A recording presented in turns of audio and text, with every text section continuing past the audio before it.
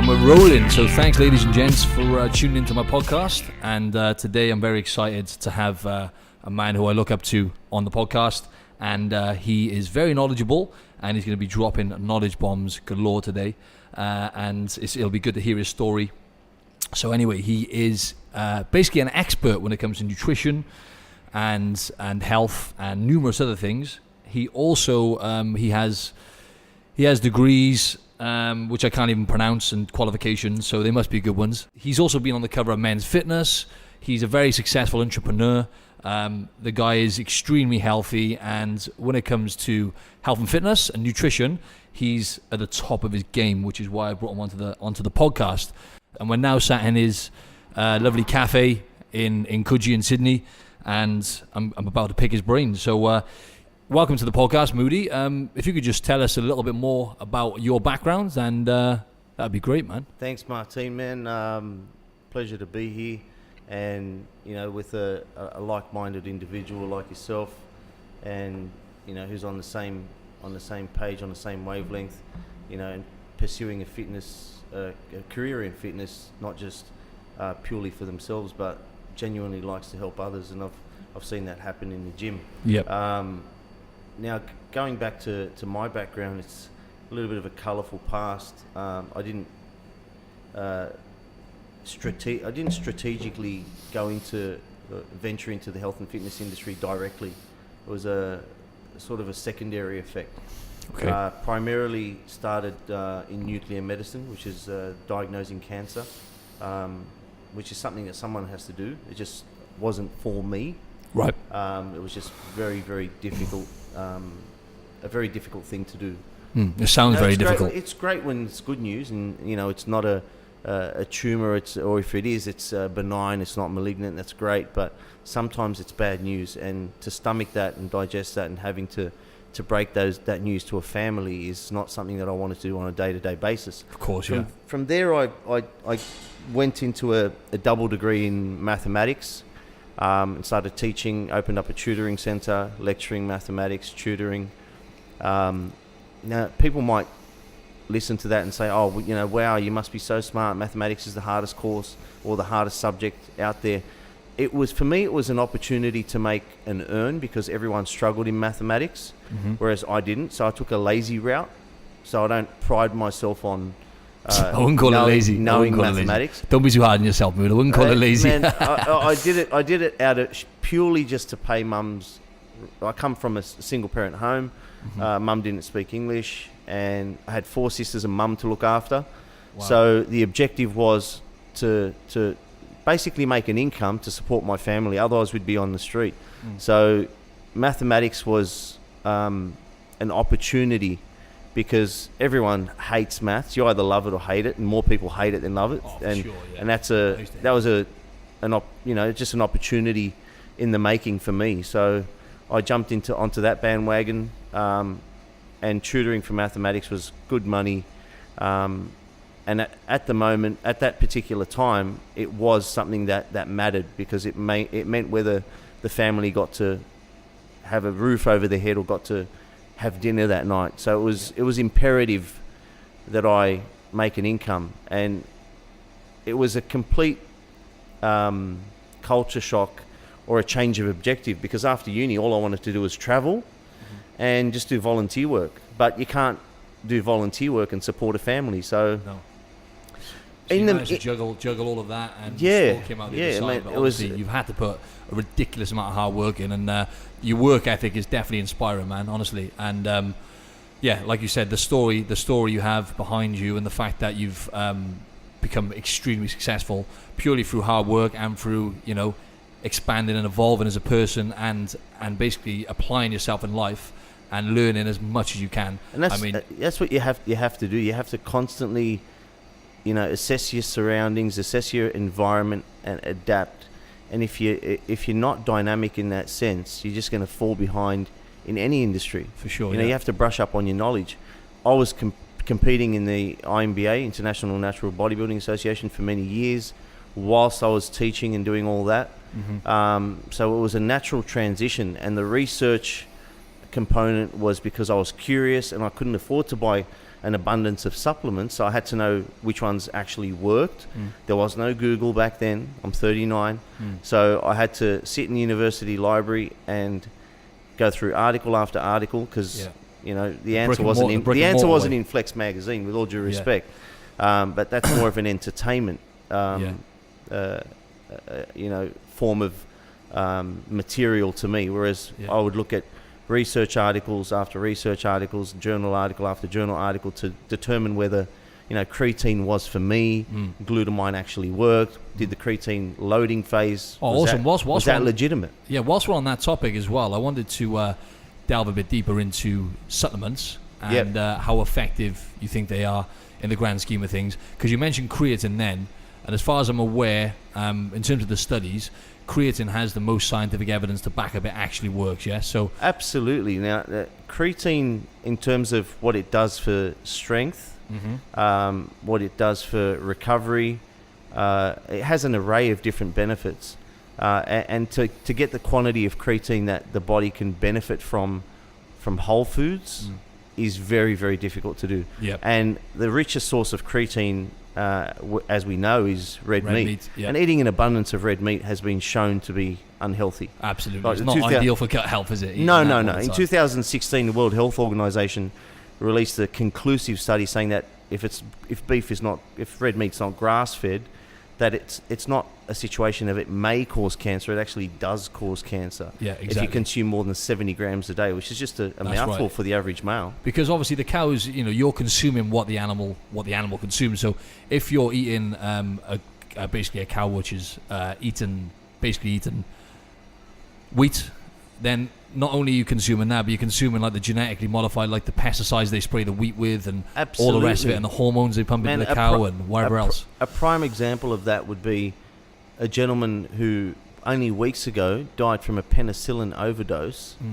And if you're allergic to penicillin, it's lethal, and that's why when you're doing surgery, when you're about to undertake surgery, one of the first questions they ask you is, are you allergic to penicillin?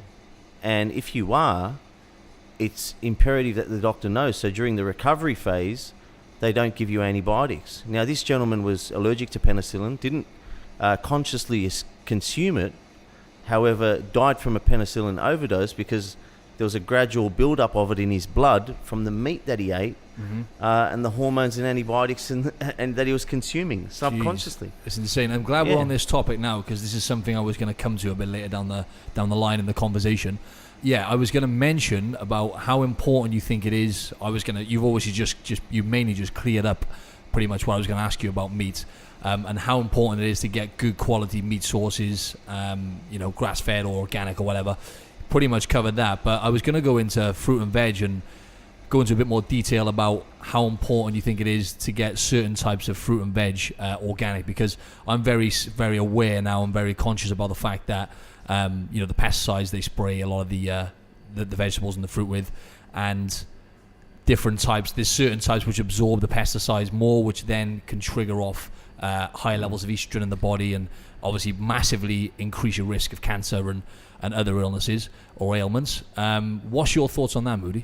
Man, when it comes to fruit and veg, it's a very, very touchy subject when it comes to choosing organic. I know it's expensive, but your health doesn't have a price on it. Our general health and well-being, our ability to function. For sure, that's my message. There's no price on it. And eating organic and eating whole foods or as natural as possible is critical. But when it comes to fruit and veg, mate, it's one of the most important things to source, because the nutrients in fruit and veg are in the skin. Yeah. And if the pesticides and all the rubbish will absorb right into that skin. Into that skin. That's correct. Exactly. So if 70% of the nutrients are in the skin, and you're going to have to peel that skin because you've chosen a non-organic kiwi fruit, for instance, then you're consciously chucking out 70% of the nutrients in that whole food. Yeah, exactly. And that's So not what you want to do. Kind of almost I defeats the wanna- purpose of having it, doesn't it? Yeah, Really. I want to buy kiwi fruit and wash it like an apple and, bite through it with the skin. And that's how I eat a kiwi What fruit. about like thick-skinned fruit, like avocado, bananas, and stuff? Are they a bit? They're generally a bit safer to get non-organic. I'm just thinking because some of the listeners are not even eating. Some of them may not be eating hardly any veg, and I'm just thinking to get them started. Obviously they need to get the veg in one way or another, don't they? So like if they're umming and ahhing about getting organic veg, which ones would you say are the ones that are a bit safer? Man, if you really spend a serious amount of time rinsing and washing your vegetables, you can get a lot of that rubbish out. Yep. However, when it comes to thicker skinned vegetables and fruits such as avocado, I would recommend not over peeling the inside. Well, right. Let's look at the example of a mandarin or an orange or a grapefruit, for instance. Yep. People over peel citrus fruits, and the pith that lies underneath that skin that we chuck out, the little extra bits of flesh on a banana that we chuck out, that's where all the goodness is. Now, Dr. Osmaid Garcinia, globally recognized, and it's a good thing, but you don't have to get it in capsule form. You don't have to get hydroxycitric acid in capsule form. Just don't over peel a grapefruit or an orange, and in that pith, in that fleshy bit underneath, in between the actual fruit and the skin, the hard skin. Yeah, I know what you mean. That's where the hydroxycitric acid lies. Yeah. So if you just, consciously eat that, that does wonders for your metabolism. Not only that, it actually regulates your cholesterol. Oh, wow. That's really Vitamin C, a high vitamin C intake was actually an interesting study based on overdosing on. This was intentionally overdosing on certain vitamins and minerals. And we know that vitamin A in excess is toxic. However, vitamin C, we've known that for a long time that it's not toxic, and you just excrete whatever your body doesn't absorb. What they coincidentally found out was that it regulated the HCl-LDL relationship. So if you consume an excess of vitamin C, not only is it safe, but it can prevent you from taking, within 3 days, get you off a cholesterol medication such as Lipitor. Wow, and awesome. Whilst we're on this topic now, there's been a lot of debate lately about saturated fat and cholesterol and stuff, and how cholesterol is really bad, and it causes all these kinds. That's a very interesting topic. It is interesting. I was going to mention about the LDL and the HDLM, because obviously with the HDL, this is generally the better type of cholesterol, right? But with the LDL, people think it's all bad, right? No, the low density. And it's the small density particles which are bad, right? The same thing about saturated fat. How many labels have you seen on a packaged product in the supermarket that deconstructs different types of saturated fat? Yeah. Never. But You'll see unsaturated fat broken down into polyunsaturated, monounsaturated, but not all saturated fats are bad for you. The fats that you're consuming in coconut, they're saturated fats. Yeah, exactly. But you get the medium chain fatty acids exactly, right out of that, but they're regulating your endocrine system. Exactly. They're making sure that a woman's hormonal balance is on par with fertility, with a regular cycle. For men, it's regulating your hormonal balance so that your testosterone levels are healthy, and that's saturated fat. So some huge benefits from actually consuming, a certain amount of saturated fat. Then it's the avoidance of saturated fat that's resulted in fertility clinics in every street. There we go. There used to be one in when I was growing up, there was one in every major city. That's it. Now there's a fertility clinic in every street. It's ridiculous. That's it. And the overeating of sugar. And then as a result of that, obviously us being brainwashed over the years with all these commercials you see on the TV telling us to eat cereal and to eat, these refined sugars, basically. Yeah. And then avoid saturated fat. Then that's leading to this big worldwide obesity epidemic we have, I believe. And I was going to get to the food industry and get your input on how much of an effect you think the food industry has had to the general population, bearing in mind that 60% of westernized countries such as the UK, where I'm from, the USA and Australia, where we're at now, 60% of the population are overweight or obese or whatever, and that's quite a big number, quite a worrying statistic. It's massive. It is massive. If you take into consideration that we're a developed society, an educated society, we have no excuse.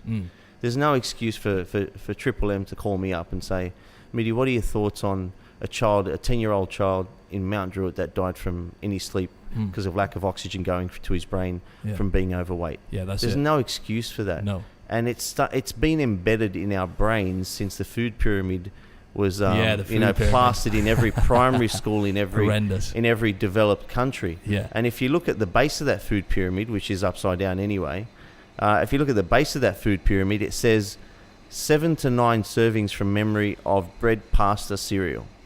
Now, if you tried to consume 7 to 9 servings of bread and pasta, you probably could if you wanted to gain some weight. The only Serious person I know weight. that probably wouldn't gain a serious amount of weight eating 7 to 9 servings of bread and pasta would be Michael Phelps. Yeah, But exactly. if you're eating, what I was curious about, and this is what somewhat triggered my my curiosity when it came to nutrition, was why cereal was mentioned 7 to 9 times a day when it's a breakfast food. And I found that interesting, because why would you eat 7 to 9 servings of cereal? I know. And it was at the base of the food pyramid. Yeah. And then I did a little bit more homework and discovered that the company that funded the food pyramid, and it's a very expensive venture. If I asked you to put a laminated poster inside every classroom in the country, that's a multi-million-dollar venture. And that venture was funded by Sanitarium, which is a cereal it's company. the way, like, and going into like processed foods and artificial foods, and the market, the food industry, and it's just saturated with these rubbish kind of foods which have no benefit to us. And Empty calories. the food industry actually engineer these foods, not caring about nutrition and our health, but more focused on it being palatable and us actually enjoying the taste of these foods, right? Which then obviously is going to change like the biochemistry in your brain when it comes to the emotional attachment you get with these foods, right? And a lot of people are brainwashing to just eat them without realizing Our the taste amount of buds are clients I get. brainwashed. Yeah, and I get clients or new clients who genuinely think they're eating healthy. And then they eat processed foods out of package for the most part, and they think, this is healthy, that's healthy, it's got fiber in it, it's got this in it, but they don't realize that it's got a list as long as my arm of ingredients on it, and you know what I mean. I call them pseudo foods because they're foods. They're edible, Yep. but they're not food. No. They're posing as something that is food, but in actual fact they're not, because they're manufactured products. And a prime example is like bread and pasta. I know this is not like the most artificial food you can eat, but like bread and pasta is what the Italians used to eat back in the day when they were super poor. Yeah. To feed a lot of people. satiated. Yeah, exactly. Yeah. So it's like there's no logic. I had family that were eating bread with tea. So they would soak the bread in tea to stay satiated. That's how poor they were. That's exactly it, mate. That doesn't mean that it's a nutritious diet. No, it's not nutritious, is But it really? Compared to other foods. What's interesting is that 2/3, if not 80% of a supermarket will contain these manufactured pseudo foods that have confused our taste buds, because we now think that food has to taste like a Snickers bar. Yeah.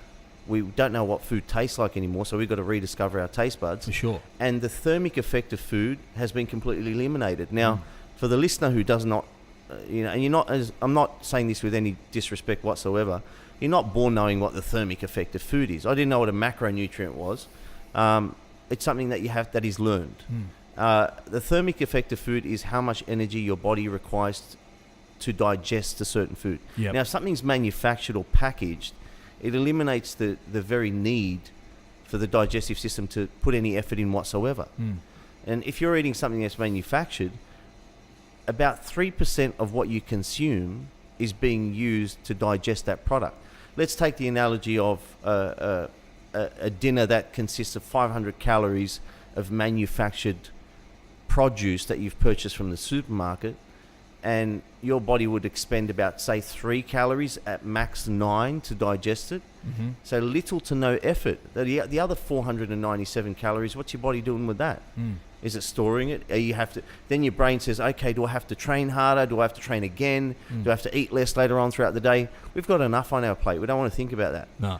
If you eat 500 calories for dinner consisting of whole foods, your body is expending about 150 calories to digest that, the equivalent of a 20-minute power walk. And like you said about the taste buds and stuff, and how we have to retrain our body and our mind essentially to eat these foods, to eat like stuff like veg, which people don't really eat enough of, and they find it really hard to eat, which is, I can relate to it because I used to be the same, like a good few years back, where I used to I was one of those ones who were brainwashed into eating cereal and and too much bread and pasta and whatever else, and not really getting enough nutrients in. And then once I got into the habit and forming, the good habits of eating healthy foods and getting into that and feeling good and paying attention to how I felt, and then now I actually search for the veg, because my body screams at me when I don't get enough veg in there. And you hit the nail on the head when you said, your taste buds enjoy greens, and that comes with knowledge. I didn't know I'd never eaten anything green till my 20s. And once you understand the why, believe it or not, research has shown that your taste bud satiety towards that particular food group changes. So the way you taste food changes according to your physiological need, and changes according to your understanding of the why.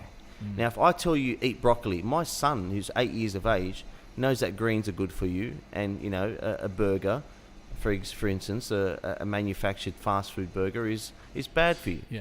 However, if you understand why broccoli is good for you, or why greens are good for you, and the fact, I'll give you an example. A cup of greens creates a caloric deficit, because you're eating, say, 15 calories, and you're burning approximately 60 to 70 to digest it. Wow. So you're in a caloric deficit of, say, negative 50 or negative 55. 10-minute power walk. I always give the analogy of the power walk, because it's boring as hell.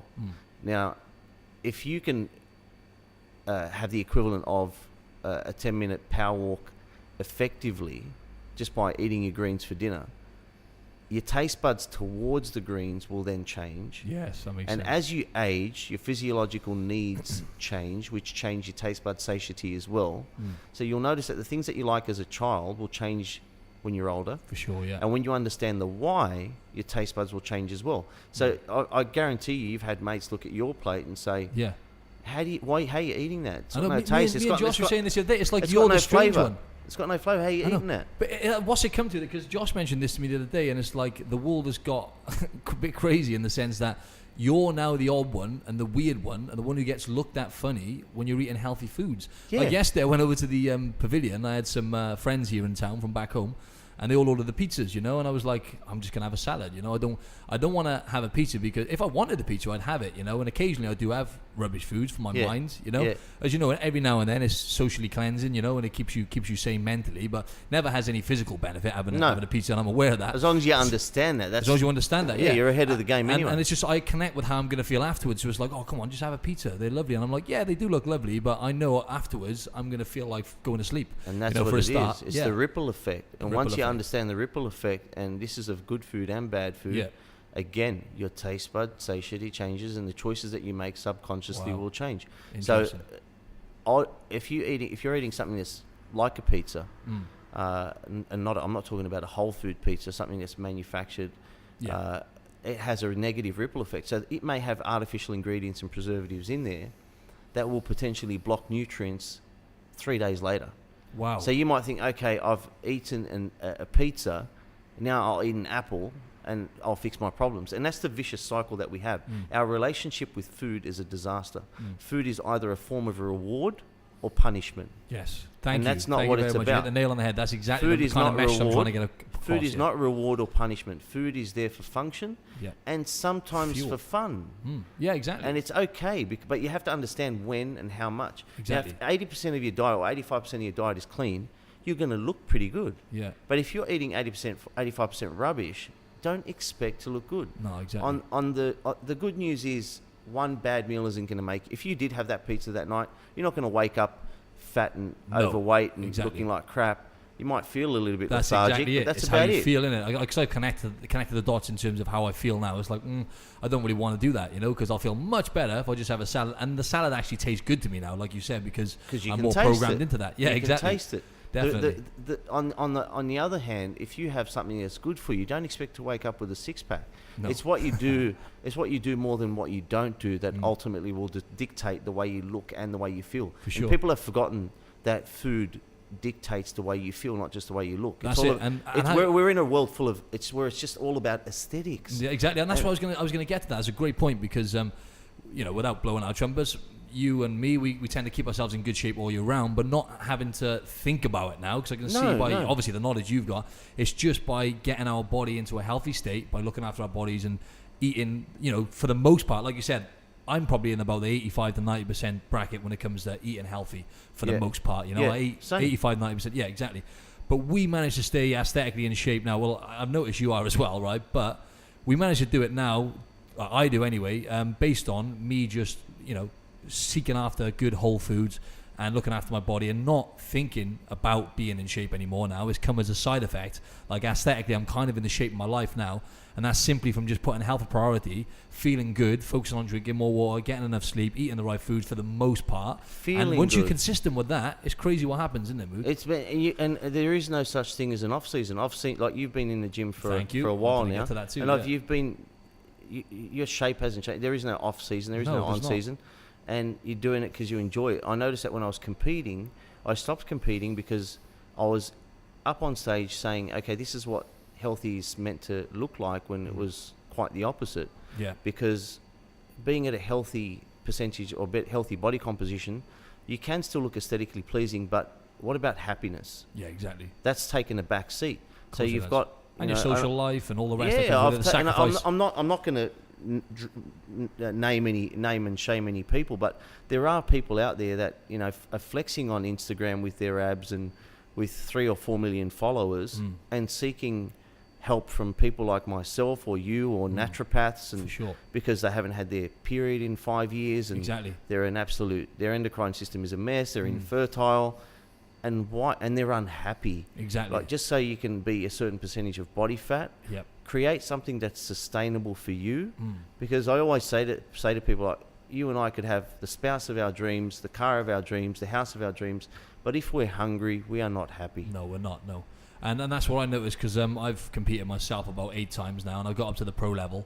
And along the way, I learned a lot, and I witnessed a lot in terms of the people I was competing against and stuff, and the kind of relationship they have with food, and the relationship that I had with food as well. When I had a terrible kind of, when I look back, it was like an eating disorder, where I would, you were probably more educated going into it than I was, but I was still learning along the way. And how long was your prep? My prep, so I done like a 6-week prep once. That was the shortest one I've done. 6 weeks. So 6 weeks.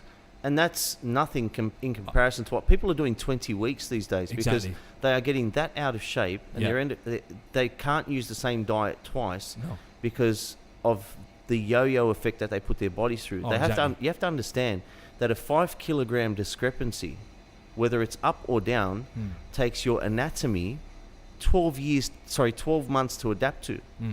12 months. So crazy. People are gaining 5 kilos after a comp, right? Sometimes 6 or 7 or 8. That takes 12 months to adapt to. So of course it's going to take you 20 weeks to prep for a comp. Yeah, exactly. I had to prep for, when I was competing in the INBA, I remember my prep going from anywhere from 10 to 14 days. And I said to myself, if I had to do what my peers were doing and go through a 20-week prep, I would not be in that sport. I would not be competing, because it's not worth it. That's it. And as you say, all year round, they're taking time off work to prepare for a competition that involves winning a trophy. I know, exactly. That's it. Is it really worth it in the grand scheme of things? And the insecurity, I mean, a lot of people do it as well. This is what I was trying to get out to the listeners as well. I'm sure there may be a few who are thinking about competing, or have got friends who've competed, and it's just trying to get the message across and inform people that if you're going to go into it, you need to go into it for the right reasons, For the right reasons, and do it gradually, do it slowly. Definitely. If you do it fast, your temperament's going to change. Yep. Because 85% of it, the way you think and the way you feel is dictated by how you eat. And how many people break up with their spouses, break up with their husbands and wives during prep.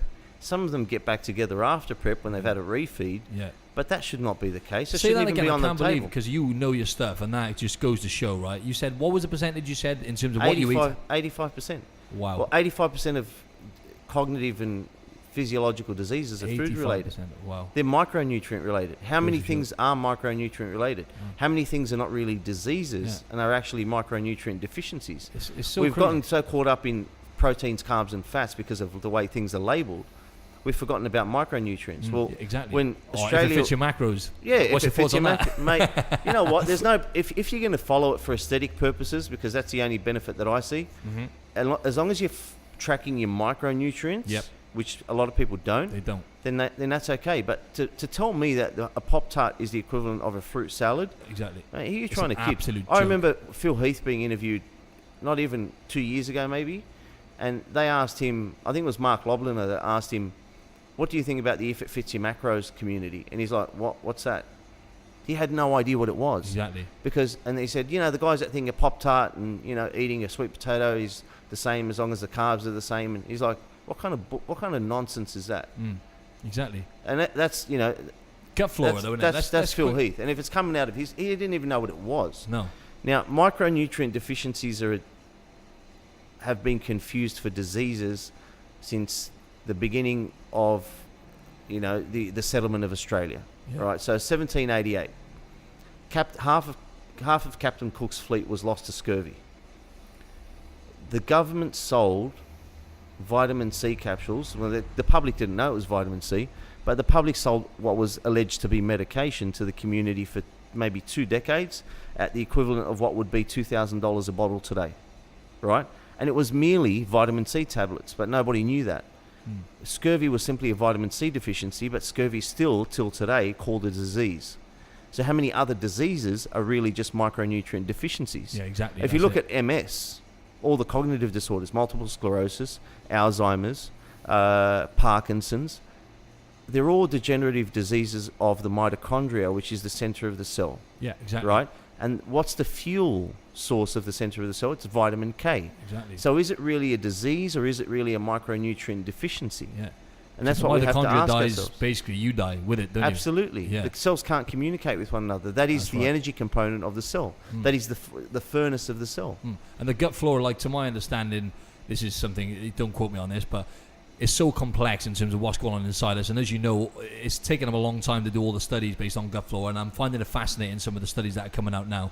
But yeah, we have we're more bacteria than we are human, right? So we have more bacteria species in our body than there are animal species on the planet, right? That's what they're saying now based on all the new studies. I know obviously that's a bit vague, but it goes to show how much is going on inside the body in terms of our microbiome and our gut flora inside us, which is purely determined by surely what we're putting in our body, isn't it?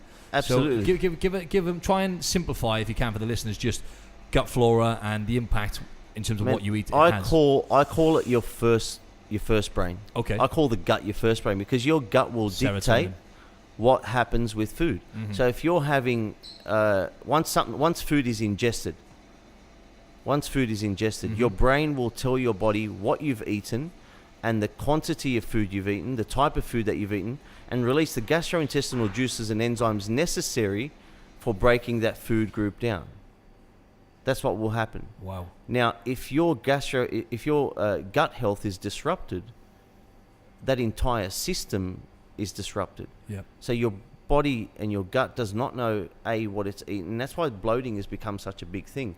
That's why not just bloating, but allergies and food intolerances have become such a big thing. People That's are what I find gluten intolerant. fascinating. You must see yourself now with we were having a young lad and stuff. All the kids with like intolerances and stuff nowadays. Like, I mean, when I was in school, when I was in school, it was no one had, and this is even like 20 years ago.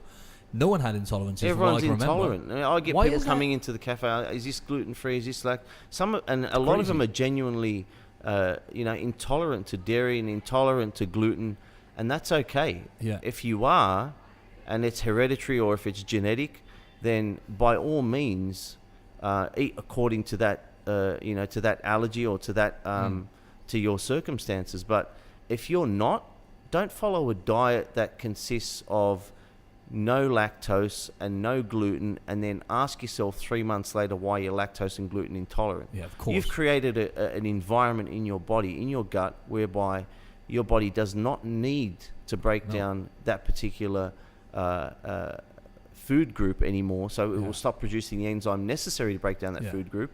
And then hence the intolerance. Yeah, that's what I find so fascinating about the human body is how it literally is an adaptation machine. It will adapt to anything, adapt right? to breaking down concrete, for God's sake. So if you eat concrete long enough, your body will figure it. That's how intricate the body is. It will figure out a way to break it down. For sure. It might not utilize it. It might not have any benefit to it, but it will figure it out.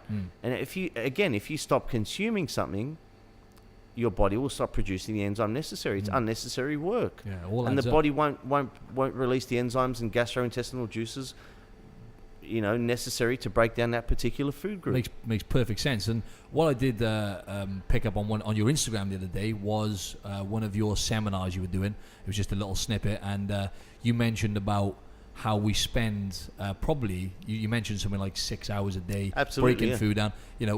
Essentially, I mean, looking at American statistics is what I've gathered anyway. On average, the average person does about 4,000 steps a day in America right now. So that's like, 20, 30 minutes of walking. They're spending a hell of a lot more time eating than they are actually walking.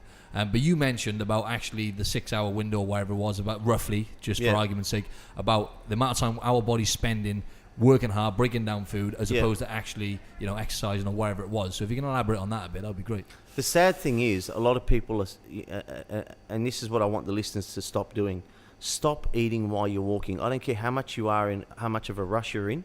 Stop eating while you're walking. Sit down and have your food, because the rate at which food hits your esophagus, water hits your esophagus, whether it's liquid or solid, is not an accident when you're sitting. We used to have dinner as a family sitting down. Now we eat standing, we eat while we're walking, we drink while we're walking, we're always on the go. On the move, yeah. It's an absolute disaster. What's your thoughts on walking after you've eaten, though? Because I've heard there's good benefits. If you look at longevity and stuff like that, in terms of Mediterraneans, Japanese people, they always tend to go on just a light walk after they've eaten. Do you think that has benefits for digestion? It has benefits after the digestion process has commenced. Yeah. But when you're sitting down, the rate at which food hits your esophagus is different to when you're standing. And that's not an accident. When you're sitting down, food hits your esophagus at, say, 2.5 centimeters per second, slows down to 5 centimeters per second, speeds up to 3, and that's specifically the amount of time that it takes for your brain to register what you've eaten and how much you've eaten, so it can release the right enzymes and the right quantity of enzymes when the food hits your smaller and larger intestines and your stomach, to get the digestive system well underway and absorb the micronutrients. It's not just about preventing bloating. It's about absorbing the nutrients from the food. And that's what it comes down to. Oh, yeah, exactly. And if you're standing, that speed changes. If that speed changes, your brain is not going to catch up to what you've consumed. And if it doesn't, then it creates gastrointestinal distress. And gastrointestinal distress is not just an issue of aesthetics. It doesn't just look bad. And it doesn't just create bloating, and and you hear a lot of people saying, "Oh, I wake up with a flat stomach, but by dinner time I look like I'm 6 months pregnant." It's not just an issue of bloating. If you are bloated, you are more than likely not absorbing the nutrients from the food. You are causing gastrointestinal distress. You are causing blockages in the arteries. You are solidifying the food that has become liquid in your stomach, in your intestines, going through your blood. You are increasing exponentially the likelihood of a stroke, heart disease, cancer, diabetes, etc. So there's nothing positive that comes from it. Sit your ass down and have your food, even if it takes 10 or 15 minutes. Let the digestive process start or commence, and then start drinking water afterwards and go for a walk. Don't drink while you're eating. No. Don't walk straight away, because drinking dilutes the enzymes in your stomach that are trying to do their job. Yeah. And you don't want to do that. You dilute those enzymes, they can't break the food down anymore. Exactly. So drink leading into a meal, start your food, recommence the drinking and the walking roughly 15-20 minutes after. And you'll eliminate gastrointestinal distress. Wow. And on that topic, I was going to mention how important chewing your food is as well. I've started to really make a conscious effort now of actually trying to slow down when I eat and actually thinking about chewing my food. And, it's not just apparently it's not just a small part of digestion. It's actually quite a big part. It's a massive part of, even... Because we inhale our food, don't we? We inhale it. We eat like alligators. We don't even chew our food anymore. But you know what? Even eating developed... Even our ancestors had it right. They understood that eating with your hands even had a purpose. Chewing a certain number of times had a purpose. They knew that it helped with digestion and it prevented gastrointestinal distress. Maybe they didn't know the scientific reasons as to the extent of the damage that it would cause if you didn't, but they had an idea as to the benefits of doing so. So let's take, for example, eating with your hands versus eating with a knife and fork. your fingertips actually release a flora when you touch food that activates the nutrients in the food and makes it more biologically available. Wow. That is news to me. Just touching the food. Goes to show, doesn't it? So, and that's we didn't and that's have the how luxury our of a knife and fork and plate, that's how did we, our back in the day? ancestors used to eat, and Yeah. and I get A lot of people still do, though, innit? If you go to Thailand and stuff, and these indigenous tribes, they all do. I get a lot of naive people, telling me, why for example, the Asian community will eat with chopsticks, but we have knives and forks. Why are they still using chopsticks? Listeners, chopsticks were invented after the knife and fork. The caveman is capable. You can give an orangutan a fork, and he'd be able to use it, or she'd be able to use it. But not the Asian society used the chopsticks to differentiate between the animal and the human being, because it takes a human being to use chopsticks. It takes intellect to use chopsticks versus using a knife and fork. Chewing your food a certain number of times, your saliva plays a large role in breaking down and certain activating enzymes. the nutrients in the food before it hits your intestines. Yeah. I find it fascinating as well how we've kind of, again, we've been given a load of bullshit, to put it in layman's terms, when it comes to eating little and often. Remember, I used to do it leading up to shows and stuff, but people are still convinced that eating little and often and eating food every couple of hours is really, really important. It keeps your metabolism elevated and all this bullshit information we've been given. And I find it fascinating now how it's almost going back to ancient times, and all the new studies coming out now. It's like, okay, intermittent fasting, for example. Back in the day, 2 million years ago, we would sometimes, make sense, go possibly a few days without food. Yeah. We would eat what's available. Yep. And they've got some evidence to prove this as well. So it's just funny how now it's almost like, and stuff like having saunas and having cold showers, all this new stuff coming through, which is it's information we've had for years, millions of years, So it's millions of years, and that's the thing. It's not since the Paleolithic era 20,000 years ago. It's millions of years ago that we used to do our ancestors had it right. Our ancestors were semi-vegetarian, for God's sake. Yep. They were pescatarian. Most of our ancestors were pescatarian. Very rarely did they eat chicken and red meat. In some societies, it was actually banned to eat red meat more than once or twice a week. It was banned because they knew that it caused problems. It caused gastrointestinal problems. Oh, really? They didn't understand the science behind it or the extent of the damage to which it caused. But at the same However, time, they would they get a knew it lot was of bad. nutrients. They would get a hell of a lot of nutrients, so wouldn't they, from certain types of, like, obviously red meats, when we If go it's to the fats and grass-fed, stuff. absolutely. Yeah. And if it's cooked in a certain way, if you overcook your meat, the only thing you're left with is protein. And that's the argument that I have even with organic meats versus non-organic meats. Yes, it has 100 grams of organic and non-organic chicken. Both have 30 grams of protein. But are we just eating it for the protein? What about the B vitamins in red meat? For What sure. about the creatine? What about the conjugated All the linoleic micronutrients. acid? Yep. The CLA that targets stubborn fat? Exactly. And the What certain about that? types of- And that's actually been banned. Last year, I got fined at customs for coming in with CLA. Wow. That's like fining me for having an apple. Yeah, exactly. What are you? And it's actually banned. I said, why are you fining me $370 odd or something like that for a product that costs $11.99 at GNC in the US? And they said because it's banned in Australia. I said that's news to me. How do you ban an essential fat? Yeah. It's like bonkers. banning. It's the equivalent of fish oil. It's crazy, man. So they've banned that How often because do you eat because they serve industry, not humanity. That's what it comes down That's to. exactly what it comes down to. It's- Isn't it? It's money making. they want us. If you're overweight, you need medication. You need help. You need, it causes diseases, and they give you these band-aid remedies For sure. through medications. When Pills, there's a pills. cure for everything in food. That's exactly it. And whilst we're on that topic now, I was going to see if you have any advice for people, listeners who are looking to lose a bit of body fat or maybe overweight, and they can't seem to get on the right tracks, because, like I said, there's a lot of bad information out there. What would be your kind of tips for someone who, is just generally overweight, looking to get started? Approximately 95%, that high of a percentage of people that approach me that are overweight, or their weight is they're not commensurate with their height, so their skeletal structure is carrying too much weight on their frame, and they've got gout or arthritis, etc. Most of them aren't eating enough. It's the opposite.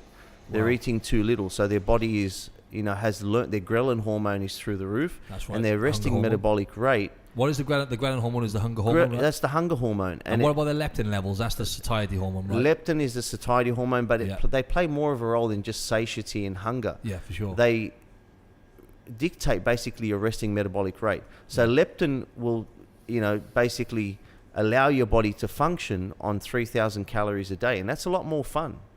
Being able to eat 3,000 calories a day to survive, definitely, and then being able to eat more because you train. That's what you want, because that's going to keep you happy. But if your body is rife in leptin, in ghrelin, it will learn to function on 500 calories a day, and that's why intermittent fasting does work. But creating a lifestyle, it's another stress on the body, though, unless you get your body into a healthy state and start eating the right foods. It is a stress on the body, isn't it? It's a stress on the body, and you've got to make the right choices. And you've got to eat an abundance of food. With intermittent fasting, the problem is the rules have changed for that. And I did an interview on A Current Affair not long ago regarding intermittent fasting, and the rules for intermittent fasting have changed by the creator of the diet. Would you call it? You would call it a diet? I wouldn't say him the creator of the diet, because it's been around since the beginning of time. Exactly. He's changed the rules 4 times. What? And they asked me, why do you think he's changed the rules 4 times? Well, clearly because people are hungry. Eating 500 calories a day, your body will learn how to function on your body is very, very intelligent. Your body will learn how to function on 500 calories a day. That's not a very good thing, because then when you consume 2,000 with the other 1,500, your body's going to store that as fat, because physiologically we're not capable of doing anything else. No. I find that interesting that people come to you and they're not normally eating enough, so they're eating very little calories. I don't experience that very often. Maybe I do. Actually, it's probably half and half, I've noticed. But anyway, when they come to you, what would be generally, if they're not eating enough? And I guess for the most part, they're not probably eating the right foods either, I guess, is it? And absolutely. I would say, and when you say the word diet to them, as soon as you say to them, I'm going to put you on a diet, they freak out. I hate that word. It's got a negative connotation associated. The word diet is merely what you eat to sustain life. The diet of a lion is what a lion eats to survive. So it's not, that's all it is. So the first exercise that I would like somebody to, and listeners, do this at home. Go on this so-called diet, start your clean eating, and do it tomorrow. You're because if you've heard this today, you're accountable tomorrow. You're not accountable from Monday. There's nothing special about starting a diet on Monday. You're accountable now. Once you know something, you're accountable immediately for not only applying what you know, if it's good for you, but also sharing that information, which is what we're doing and what you're doing here today. Thank you. So what you need to do is, what I would like you to do for homework is get 2 pieces of paper out. On one piece of paper, write down all the foods that you're now going to stop eating. On the other piece of paper, write down a list of all the foods that you've been neglecting subconsciously. For example, when's the last time you ate a yellow capsicum? When's the last time you ate something that's, green in color? Write down the list of those whole foods, and I guarantee you that list of whole foods is going to be a lot longer and a lot harder to commit to on a day-to-day basis than the list of foods that you now have to avoid. And that's the first thing you should do. Fix up your pantry, clean out your pantry of rubbish, clean out your fridge, go grocery shopping after you've eaten. Don't go grocery shopping hungry, because you end up buying a whole bunch of stuff you don't need and don't want. And then fill up your pantry and fill up your fridge with whole foods. And there are so many different, even snacks these days. The amount of healthy snacks that exist these days, there really is no excuse. Before, you used to have to source, specialty supermarkets to source these, ingredients and whole foods and organic produce. You can find it at Coles and Woolies now. Woolies has the macro brand. Coles has their own organic brand. Why are we eating anything else? It does not make any sense. Does it? Avoid the pesticides, avoid the rubbish that goes with it, and just use colours to dictate what. Ask yourself, when's the last time I ate something yellow? When's the last time I ate something orange? Don't be ashamed of approaching something with a layman type approach, because even elite athletes are educated that way. We're not born knowing what micros and macros are. So nature has made it easy for us. Use colours to dictate the way you eat, and eat whole foods, and your resting metabolic rate will increase. You don't need to start a detox on Monday.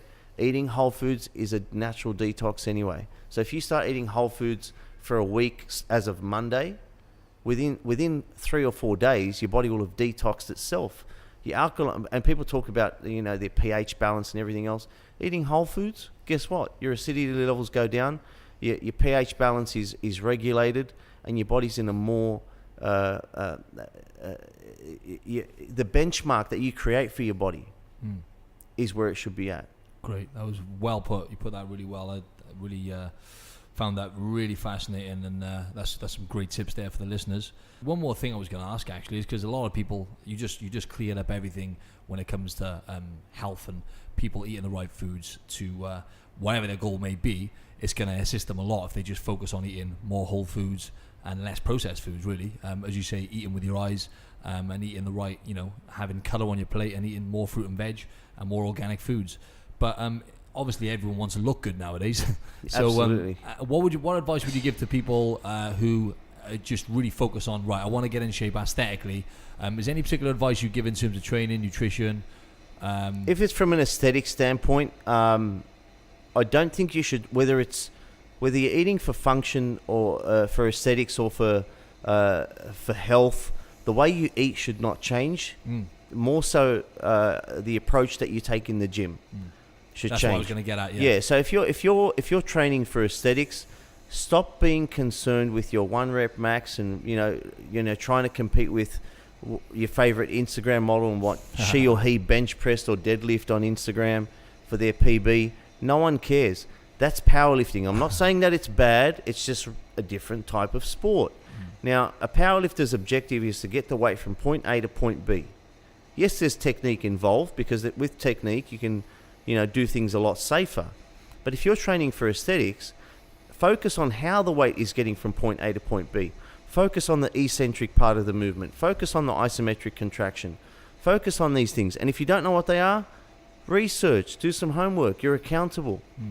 And it's not hard to do that these days with the World Wide Web. YouTube and stuff, yeah. Exactly. It's the information is there's a lot of it out there, but there's also a lot of rubbish out there. So put your bullshit filter on, and assess what information is actually useful, and start approaching your training differently. Train for your objectives.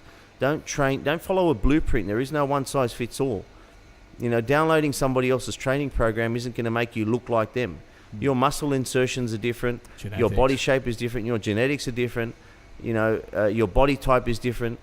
Train for you. What are you trying to achieve? And create a training program, or get an expert, or get a trainer who knows their stuff, such as yourself, and get them to create a program for you and follow that. And when it comes to aesthetics and looking good, which is what most people are looking for these days, like I said, it's about how the weight is getting from point A to point B, more so than what you're lifting. Your brain and your body has got it's not reading the weights on the dumbbells. It's not reading figures. It responds to stress.